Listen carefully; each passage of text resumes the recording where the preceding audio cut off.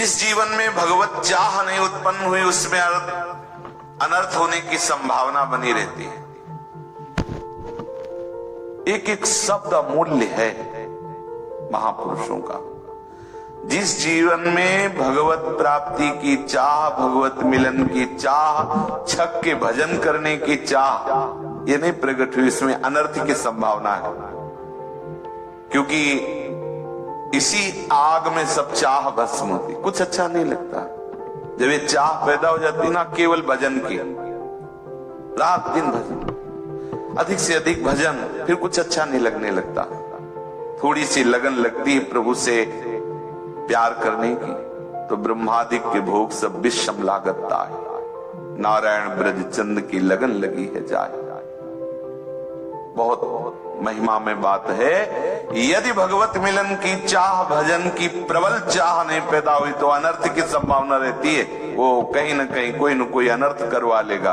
बचो यदि अनर्थ से बचना है। भगवान अपने जनों को दुख भेजते हैं, प्रारब्ध से नहीं आता, भेजते हैं।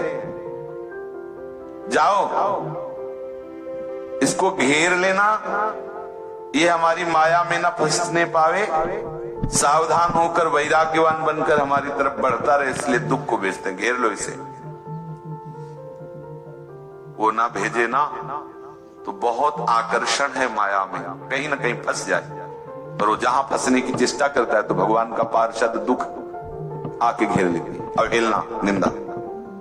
अब वो जब फंसता है तो अब उसे बचने की चेष्टा करता है तो रास्ता दिखाई देता है। अगर दुख से बचना तो एक उपाय, सुख सिंधु की तरफ बढ़ो। वो दूत है भगवान का, फंसने नहीं देगा। जिस पर भगवान कृपा करते हैं अपने दूत को भेज देते हैं दुख को।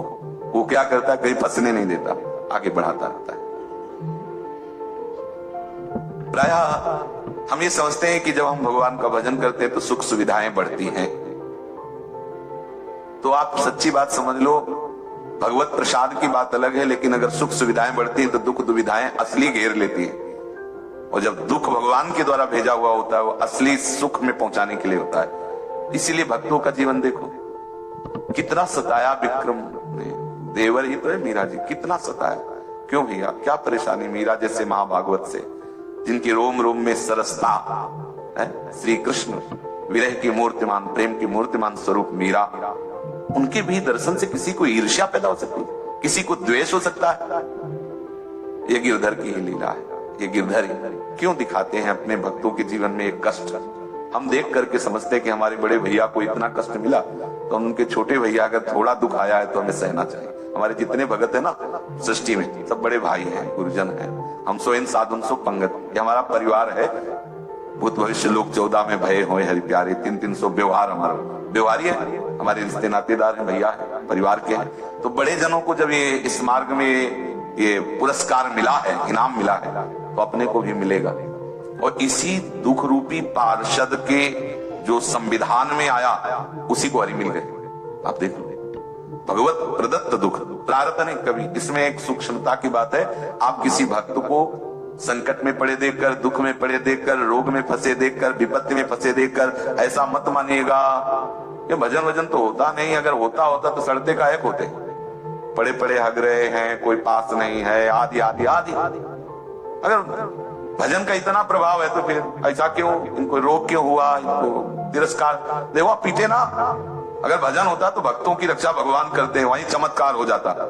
देखो ये अलग प्रोसेस चल रहा है उनका, प्रभु की तरफ से भेजा हुआ दुख, भेजी हुई विपत्ति, और उनको उठा करके प्रभु अपने श्री चरणों तक लाने के लिए अपने पार्षद को भेजा। ये दुख, ये रोग भगवत पार्षद है, ये प्रारब्ध नहीं है भक्त का।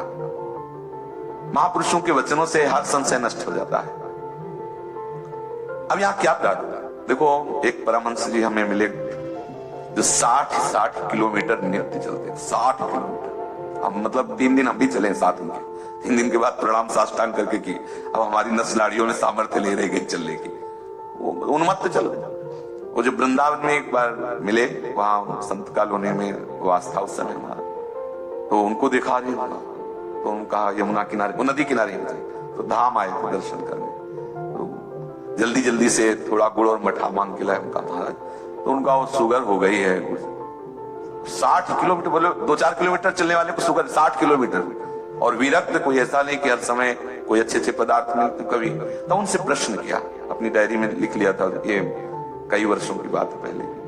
महाराज जी इसे हम क्या कहेंगे, क्योंकि जो विधान के अनुसार देखे तो शुगर तो उन्हें होता है जो कार्य नहीं करते और चलते फिरते नहीं अच्छे अच्छे पदार्थ पाते हैं। आपको तो हमने देखा है कि 2-2 दिन भी भोजन न मिले, नदी किनारे भ्रमण कर रहे, तो ये क्यों, ऐसा क्यों हुआ?